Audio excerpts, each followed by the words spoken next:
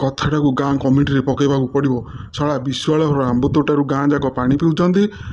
ଗୁଲୁଆ କହିଲା କ'ଣ ନା ସେଇ ପୋଖରୀରେ ମୁତ ଲୁଗା ଧୋଇବ।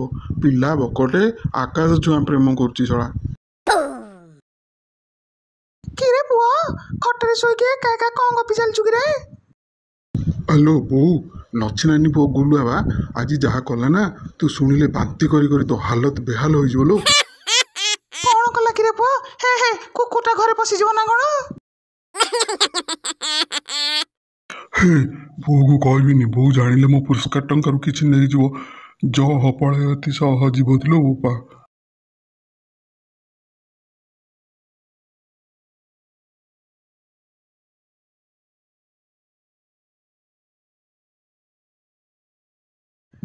କିରେ ପୁଅ, କ'ଣ କହୁଥିଲୁ କି? ଆଲୋ ଆଲୋ, ଏଇଠି ଶୋଇଥିଲା କୁଆଡ଼େ ଗଲା? କ'ଣ ତ କହୁଥିଲା ହେ, ମୋର ଏ ଭୁଲାପଣ କେବେ ଯିବ କେଜାଣି? ବୋହୁ, ଏ ବୋହୁ, ଆଲୋ କଙ୍ଗାରୁ କୁଆଡ଼େ ଗଲା? ତତେ କହିକି ଯାଇଛି କିଲୋ? ନାଇଁ ମୋ ବୋଉ, ସିଏ କୁଆଡ଼େ ଯାଆନ୍ତି ମୋତେ କ'ଣ କହିକି ଯାଆନ୍ତି କି? ହେଲେ ତମକୁ ତ କହନ୍ତି, ଆଜି କହିନାହାନ୍ତି କି? ଆଲୋ, ତୁ କ'ଣ ମୋ ସାଙ୍ଗରେ ଚୁଗୁଲି ହଉଛୁ କି? କାଇଁ, କ'ଣ ହେଲା କି? ସିଏ କୁଆଡ଼େ ଯାଇଛି ମୁଁ ଯଦି ଜାଣିଥାନ୍ତି ତତେ କାହିଁ ପଚାରିଥାନ୍ତି? ସତରେ ଜାଣିନ କି? ଆଉ କ'ଣ ମୁଁ ମିଛ କହୁଛି? ନାଇଁ ଯେ। ଆଲୋ ହେ, ପଳେଇଲୁ କ'ଣ?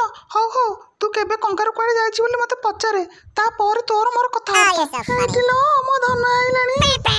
ଆଲୋ ହେ ବୋଉ, ସେତେବେଳୁ ଏଇଠି ଠିଆ ହେଇଛୁ? ହଁ, ତୁ କୁଆଡ଼େ ଯାଇଥିଲୁ କି? କାଇଁ, କ'ଣ ହେଲା କି? ଆରେ ପୁଅ, ତୁ ମୋତେ କ'ଣ କହୁଥିଲୁ କି? କାଇଁ, କେତେବେଳେ? ଆରେ ହେ, ମୁଁ ସିନା ବୁଢ଼ୀ ହେଲିଣି ବୋଲି ଭୁଲି ଯାଉଛି, ହେଲେ ଦେଖୁଛି ତୋର ମଧ୍ୟ ସ୍ମୃତି ଶକ୍ତି କମିଗଲାଣି। ଆରେ ହେ, ଇଏ ମତେ ଛାଡ଼ିବନି। ୟାକୁ କହିବା ପାଇଁ ପଡ଼ିବ। ମୋ ପୁରସ୍କାର ଟଙ୍କାର ମଧ୍ୟ ଇଏ କିଛି ଛଡ଼େଇ ନେବ ବୋଧେ। ଆରେ କ'ଣ ଭାବୁଛୁ? ହ୍ୟାଲୋ, ନାଇଁ, କଥା କ'ଣ କି, କାଲି ଆମ ଗାଁ ଲକ୍ଷୀ ଖୁଡ଼ି ପୁଅ ଗୁଲୁଆ ବା କାଲି ରାତିରେ ସେଜରେ ମୁତିକି ବିଶ୍ୱାଳ ଘର ପୋଖରୀରେ ସେ ମୁତ ଲୁଗା ସବୁ ଧୋଇ ଦେଇଥିଲ ବୋଉ। ସବୁ ସାରିଦେଲା ଲୋ ବୋଉ। ଆମ ଗାଁ ଲୋକ ପରା ସେ ପୋଖରୀରୁ ପାଣି ପିଉଛନ୍ତି। ତୁ ଦେଖିଛୁ? ସତ କହୁଛୁ? ହଁ ଲୋ ବୋଉ, ମୁଁ ମୋ ନିଜ ଆଖିରେ ଦେଖିଛି ଲୋ। ଆରେ ଦେଖିଲୁ ଯଦି ମନା କଲୁନି? ଆଲୋ ବୋଉ, ଗୁଲୁଆକୁ ବଗୁଲା ମନା କଲା ଯେ ସେ ପୁରା ବଗୁଲା କଥା ଶୁଣିଲାନି ଲୋ। ଆଉ ମୋ କଥା କ'ଣ ସେ ଶୁଣିଥାନ୍ତା? ଆରେ ବଗୁଲା ପିଲାଟା, ସେଥିପାଇଁ ତା କଥା ଗୁଲୁଆ ଶୁଣିଲାନି। ତୁ ହିସାବରେ ତାର ଦାଦା ହବୁ ପରା ରେ, କହିକି ଦେଖିଲୁନି? ଆଲୋ ବୋଉ, କଥା କ'ଣ କି, ଗୁଲୁଆ ଶୁଣୁ ନ ଶୁଣୁ ମୁଁ ତାକୁ କହିଥାନ୍ତି, କିନ୍ତୁ ମୋର ଟିକେ ଭବିଷ୍ୟତ ଚିନ୍ତା ରହିଲା ତ ଦୂରଦୃଷ୍ଟି ରଖି ତାକୁ ମୁଁ କିଛି କହିଲିନି। କି ଦୂରଦୃଷ୍ଟି କିରେ ପୁଅ? ଆଲୋ ବୋଉ, ଗତ ମାସରେ ତେଣ୍ଟେଇ ଘର ତେନ୍ତୁଳି ବିଶ୍ୱାଳ ଘର ପୋଖରୀରେ ମଇଳା ଲୁଗା ଧୋଇଲା ବୋଲି ଗାଁ ମୁଖିଆଙ୍କ କଥାକୁ କାନ ଯାଇଥିଲା। ଦୟା ପରବଶ ହୋଇ ମୁଖିଆ ସେଦିନ ତେନ୍ତୁଳିକୁ କ୍ଷମା କରିଦେଇଥିଲେ। ସଭାରେ ନିଷ୍ପତ୍ତି ନିଆଗଲା କି ଆଗାମୀ ଭବିଷ୍ୟତରେ ବିଶ୍ୱାଳ ଘର ପୋଖରୀରେ ଯିଏ ମଇଳା ଲୁଗାପଟା ଧୋଇବ କି ଶୌଚ ହେବ ତାକୁ 1000 ଟଙ୍କା ଜୋରିମାନା ପଡ଼ିବ। ଆଉ ଯେଉଁ ଲୋକ ଏହି ଖବର ଦେବ ତାକୁ ଉକ୍ତ 1000 ଟଙ୍କା ପୁରସ୍କାର ମିଳିବ। ତୁ କ'ଣ ଏକଥା ଜାଣିନୁ କିଲୋ? ଆରେ ମୂର୍ଖ, ସେଇଟା କଥାକୁ କାନ ନାହିଁ ରେ, କାନକୁ କଥା ଯାଇଥିଲା। ହଁ ଲୋ, ହଉ ଯାହା ବି ହଉ, କଥାଟା ତୁ ଜାଣିଛୁ ନା ନାଇଁ ଲୋ? ହଁ ହଁ, ଜାଣିଛି ନା। ଆଉ ଏମିତି ନ ଜାଣିଲା ଭଳିଆ କ'ଣ ହଉଛୁ? ଆରେ ଜୋରିମାନା ଆଉ ପୁରସ୍କାର କଥା ତୁ ଜାଣିଛୁ, ହେଲେ ତା ପରର କଥା ଜାଣିଛୁ ନା ନାଇଁ ଯେ?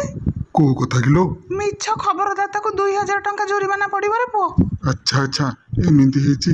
ହେଲେ ମୁଁ ତ ମିଛ କହୁନି। ଆଉ କ'ଣ ତୁ ଖାଣ୍ଟି ସତ କହୁଛୁ? ହଁ ଲୋ ବୋଉ। ତୋ ଭାଗ୍ୟ ଭଲ ରେ ପୁଅ, କଥାଟାକୁ ମୁଁ ଦେଖିଛି। ଯଦି ଆଉ କିଏ ଦେଖିଥାନ୍ତା ନା, 1000 ଟଙ୍କା ପୁରସ୍କାର ବଦଳରେ 2000 ଜୋରିମାନା ତୋତେ ଦେବା ପାଇଁ ପଡ଼ିଥାନ୍ତା। ତୋର ତ କପରଦକ ନାସ୍ତି, ସେ 2000 ଟଙ୍କା ମୋତେ ହିଁ ଯୋଗାଡ଼ କରିବାକୁ ପଡ଼ିଥାନ୍ତା ରେ କୁଳାଙ୍ଗାର। ହେ ବୋଉ, କୁଳାଙ୍ଗାର ବୋଲି କ'ଣ କହୁଥିଲ? ଆଉ କ'ଣ ଲୋଭି କୁକୁର କହିବି? ନାଇଁ ଲୋ ବୋଉ, କୁଳାଙ୍ଗାର ଶବ୍ଦଠୁ କୁକୁର ଶବ୍ଦ ଆହୁରି କଷ୍ଟଦାୟକ, ହୃଦୟ ବିଦାରକ ଲୋ। ହେ, କାହିଁ ସେ ଅବୁଝା ଶବ୍ଦ ଗୁଡ଼ାକ କହୁଛୁ କିରେ? ଆଲୋ ହେ, ବୁଝିନି ଯଦି ଭଲ ହେଇଛି। ଏବେ କହ, ତୁ କ'ଣ ଦେଖିଲୁ? ଆରେ ପୁଅ, କାଲି ଦ୍ୱିପହରେ ବିଶ୍ୱାଳ ଘର ଆମ୍ବ ତୋଟାକୁ ଆମ୍ବ ଗୋଟେଇବାକୁ ଯାଇ ଦେଖିଲି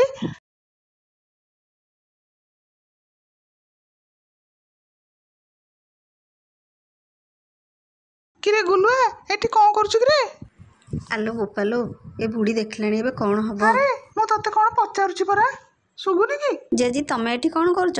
ଆମ୍ବ ଗୋଟାକୁ ଆସିଛ କି? ହଉ ତମେ ଆମ୍ବ ଗୋଟାଅ, ମୁଁ ଲୁଗାପଟା ଧୋଇକି ଯାଉଛି। କି ଲୁଗା ଧୋଇବାକୁ ଆଣିଛୁ କିରେ ଗୁଲୁଆ? ସଫା ଲୁଗା ଗୁଡ଼ା ବା। ଆରେ ଲୁଗା ସଫା ହଉ କି ମଇଳା ହଉ, ଏ ପୋଖରୀରୁ ପରା ଆମେ ଗାଁ ଲୋକ ପାଣି ପିଉଛେ। ତୁ ଏଠି ଲୁଗା ଧୋଇଲେ ଜୋରିମାନା ପଡ଼ିବ, ଜାଣିନୁ କି? ବଗୁଲା ଠିକ୍ କଥା କହୁଥିଲା, ମୁଁ ତାକୁ ଗାଲୁ ମାରିଦେଲି ଆଉ। ହେଲେ ଖରାବେଳେ ବୁଢ଼ୀ କେଉଁଠି ଥିଲା କେଜାଣି? ଠିକ୍ ସମୟରେ ଆସିକି ପହଞ୍ଚିଗଲା। ଆଉ ଏଠି ଧୋଇ ହେବନି, ଆଉ ଦେଖେ କ'ଣ ହେଉଛି। ଆରେ କ'ଣ କହୁଛୁ ଶୁଣା ଯାଉନି। ତୁ ଯାଉନୁ ନଈରେ ଲୁଗା ଧୋଇଦେବୁ। ସେ ନଈଟା ଗାଁଠୁ 1/2 କିଲୋମିଟର ଦୂର। ଏ ବୁଢ଼ୀ ଜାଣିନି ବୋଧେ। ଛାଡ଼, ଯିବାକୁ ପଡ଼ିବ, ଆଉ କ'ଣ କରାଯିବ। ଉଠୁ ଉଠୁ ଗୁଲୁଆ ନଈକି ଯା। ତମେ ଯାଅ, ମୁଁ ଯାଉଛି ଯାଅ। ହଁ ଆଉ ଡେରି କରନା।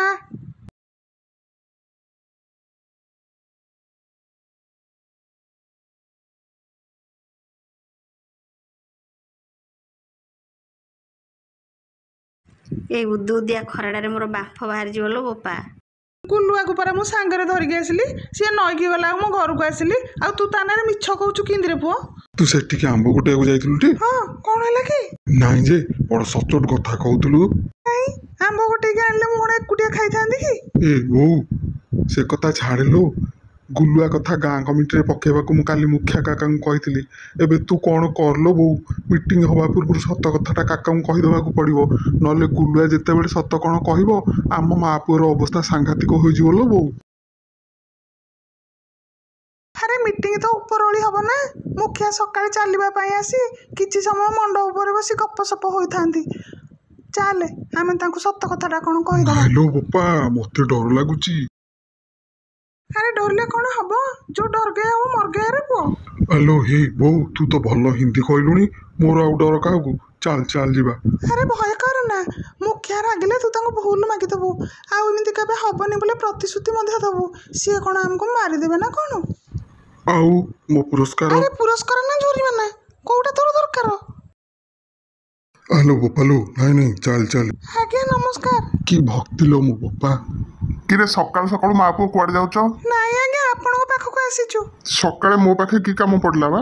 ମୁଣ୍ଡ ରହିଲେ ତୁଣ୍ଡ ଖୋଲିବି ଆଜ୍ଞା। କି ଭଦ୍ରାମି ଲୋ ବୋପା। କ'ଣ କହିଲୁ ରେ? ମୁଁ ପିଲା ଲୋକ କ'ଣ କହିବି ଆଜ୍ଞା? ଆଜ୍ଞା କଙ୍ଗାରୁ କାଲି ଯୋଉ ଖବର ଦେଇଥିଲା ଆପଣଙ୍କୁ, ଟିକେ ସେଥିରେ ତ୍ରୁଟି ରହିଯାଇଛି। ଆଲୋ ବୋଉ, ଏ ତ୍ରୁଟି କ'ଣ କିଲୋ? ଆରେ ଗଣ୍ଠ ମୂର୍ଖ, ତ୍ରୁଟି ବୋଲେ ଜାଣିନୁ? ତ୍ରୁଟି ବୋଲେ ଭୁଲ ପରା।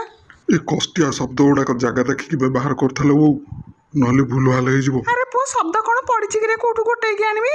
ଏଇ ସୁଇସାଇଡରୁ ଶିଖିଛି ନା। ଆଲୋ ବୋଉ, ସେଇଟା ସୁଇସାଇଡ ନୁହଁ ଲୋ, ସୋସାଇଟି। ଆରେ ତମେ ଦୁଇ ଜଣ ଏମିତି ପରସ୍ପର ଭିତରେ କଥା ହବ ନା କ'ଣ ପାଇଁ ଆସିଛ କହିବ? ଆଜ୍ଞା କ'ଣ ହେଇଛି କହ? ଆଜ୍ଞା, ବିଶ୍ୱାଳ ଘର ପୋଖରୀକି ମୁତ ଲୁଗାପଟା ଧୋଇବା ପାଇଁ କାଲି ଗୁଲୁଆ ଯାଇଥିଲା। ଆରେ ଏ କଥା ତ ମତେ କାଲି କଙ୍ଗାରୁ କହିଛି। ଆଉ କ'ଣ ନୂଆ କଥା ଅଛି ବୋଲେ କହ, ନହେଲେ ଅଯଥାରେ ମା ପୁଅ ମୋ ସମୟ ନଷ୍ଟ କରନି। ନାଇଁ ଆଜ୍ଞା, ଗୁଲୁଆ ସେଠିକି ଯାଇଥିଲା ସତ, ହେଲେ ମୁତ ଲୁଗା ସେଠି ଧୋଇନି। ଏ କଥାର ସାକ୍ଷୀ କିଏ ଅଛି? ଆଜ୍ଞା ମୁଁ। ତମ ମା ପୁଅ ଭିତରେ ସତ କହୁଛି କିଏ କିରେ? ଦୁଇ ଜଣ ଯାକ ସତ କହୁଛୁ ଆଜ୍ଞା। କେମିତି? ବିଶ୍ୱାଳ ପୋଖରୀକୁ ମୁତ ଲୁଗା ଧୋଇବାକୁ ଗୁଲୁଆ ଗଲାବେଳେ ମୋ ପୁଅ କଙ୍ଗାରୁ ଦେଖିଛି। ନ ଧୋଇ ଫେରିବା ବେଳେ ମୁଁ ତା ସାଙ୍ଗରେ ଥିଲି ଆଜ୍ଞା। ଆରେ ଧୋଇବାକୁ ତ ଯାଇଥିଲା, ନ ଧୋଇ ଫେରିଲା କେମିତି? ସେ ଧୋଇବା ପୂର୍ବରୁ ମୁଁ ଯାଇ ସେଠାରେ ପହଞ୍ଚିଗଲି ଆଜ୍ଞା। ସେଠି ମୁତ ଲୁଗା ନ ଧୋଇବା ପାଇଁ ତାକୁ ବୁଝେଇ କହିଲି। ସେ ମୋ କଥା ମାନି ଧୋଇବା ପାଇଁ ନଈକି ଚାଲିଗଲା। କିରେ କଙ୍ଗାରୁ, କଥାଟା ସଠିକ ନ ଜାଣି ଖବର ଆଉ କେବେ ଦବୁନୁ। ଭୁଲ ଖବରଦାତାକୁ ମଧ୍ୟ ଜୋରିମାନା ପଡ଼ିବ, ଜାଣିନୁ କି? ଜାଣିଛି ଆଜ୍ଞା, ସିଏ ତ ସେଠି ଧୋଇଥାନ୍ତା। ଆମ ବୋଉର ସବୁ ନାଟ। ହେ ଚୁପ୍। ଆଜ୍ଞା ଆରେ ଆଜ୍ଞା କ'ଣ? ନାଇଁ ଆଜ୍ଞା, ଏମିତି ଭୁଲ ଆଉ କେବେ ହବନି। ହଉ ତେବେ ଯା। ଆଜ୍ଞା। ଏ ପିଲାକୁ ଆଉ ପାରି ହବନି ଲୋ ବୋପା। କାଳି ଘରକୁ ଯା, କଙ୍ଗାରୁକୁ ବୁଝା। ସଠିକ କଥା ନ ଜାଣି ଖବର ଦେବା ବନ୍ଦ କରୁ। ଠିକ କଥା କାଠିଆ ନନା, ମୁଁ ଯାଏ ଦେଖେ ସେ କୁଆଡେ ଗଲା। ନାଁଟା ତ କଙ୍ଗାରୁ ଦେଇଛୁ, ଆଉ ସିଏ କ'ଣ ମଣିଷ ଭଳି ହବ? ଠିକ କଥା କହିଛ କାଠିଆ ଜେଜେ, ସେଇଥିପାଇଁ ତମ ପାଇଁ ମୁଁ ଗୋଟେ ଗୋଲାପ ଆଣିଛି ନିଅ।